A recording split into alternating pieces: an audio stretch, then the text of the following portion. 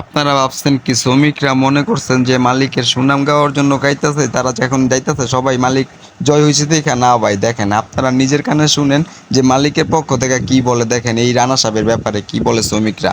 মালিক খাবে তো শ্রমিক খাবে না, হবে না, তা হবে না, তা হবে না, তা হবে না, মালিক খাবে তো শ্রমিক খাবে না, মালিকের কালো হাত ভেঙে দাও, ঘুরিয়ে দাও, মালিকের দালালেরা হুঁশিয়ার সাবধান। রানা সাহেব, আপনার এই নির্বাচন করে গভর্নর হয়ে কি হলো আপনার শ্রমিক রাস্তায় থাকলে? নির্গানের তালাক কেন, নির্গানের তালাক কেন, প্রশাসন জবাব চাই, দুনিয়ার মজলুম এখো এখো লড়াই লড়াই লড়াই চাই। এই হইল ভাই আমাদের এখন বর্তমান বাংলাদেশ, এইভাবেই চলতেছে। দেখেন ভাই, কেউ খাইতেছে কেউ পাইতেছে না ভাই, দেখছেন ভাই এর তার পরিণতি। অথচ মুখোশ আছে এদের আড়ালে অনেক বড়। জবাব চাই, জবাব চাই।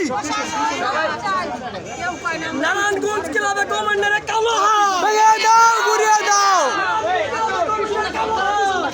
ঠিক জনগণের, মানুষের, শ্রমিকের আহাজারি হাহাকার কেউ দেখে না। শুধু যার টাকা আছে তার আর আহাজারি হাহাকার সবাই দেখে। কেন? এটা তো ঠিক না। এইভাবে যদি দেশ চলে তাহলে আমরা সামনের দিকে কখনোই এগোতে পারবো না। এটাকে আমাদের আইন শৃঙ্খলা বাহিনীদেরকে দৃষ্টি আকর্ষণ করে বলছি, যাতে তারা সব সময় সুষ্ঠুভাবে সব কিছু সঠিকভাবে আইন শৃঙ্খলা বাহিনী যদি সব সময় সঠিক বিচার করে এবং জনগণের পাশে থাকে, তাহলে সবার একসাথে এগিয়ে যাওয়া সম্ভব। প্রশাসন জবাব চাই, নির্গানের তালাক কেন, নির্গানের তালাক কেন, প্রশাসন জবাব চাই, প্রশাসন জবাব চাই, নির্গানের তালাক কেন, নির্গানের তালাক কেন। রানা সাহেবের কপাল বলা যে রানা সাহেবের শ্রমিকরা রানা সাহেবের অপেক্ষায় ছিল এবং তার কথার অনুযায়ী তারা ওয়েটিং ছিল। কিন্তু রানা সাহেব একটু মিস্টেক করার কারণে, তার ভুলের কারণে দেখেন আজকে ডিসি অফিসে যেতে হলো।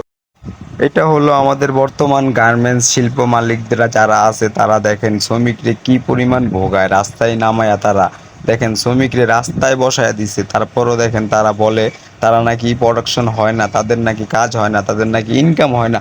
অথচ তারা অহরহটা ডলার দিয়া তারা বিদেশে বাড়ি জমাইতেছে, বড় বড় পাহাড় করতেছে, তার কোনো নাম নাই। তার কে এইগুলো দেখার মতন কেউই নাই।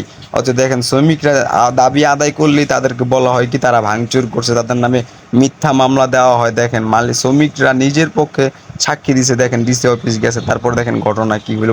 আছে সব একসাথে মিটিং করে আমাদের ষড়যন্ত্রভাবে 4টের সময় ছুটি রানা সাহেব একক মালিক।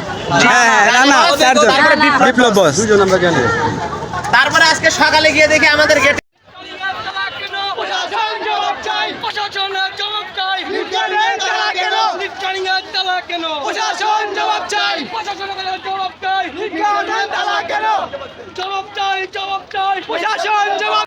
আরে ভাই, তোমরা তো খালি জবাবই চাইবা, কিন্তু জবাব কি তোমরা আর পাইবা? আমার তো মনে হয় না এই দেশে জবাব আর পাবো কোনো জায়গায়। কারণ গরিব যারা হেরা জবাব পাওয়ার মতন না, যারা ধনী যার টাকা আছে হ্যাঁ মনে হয় জবাব পাইবো।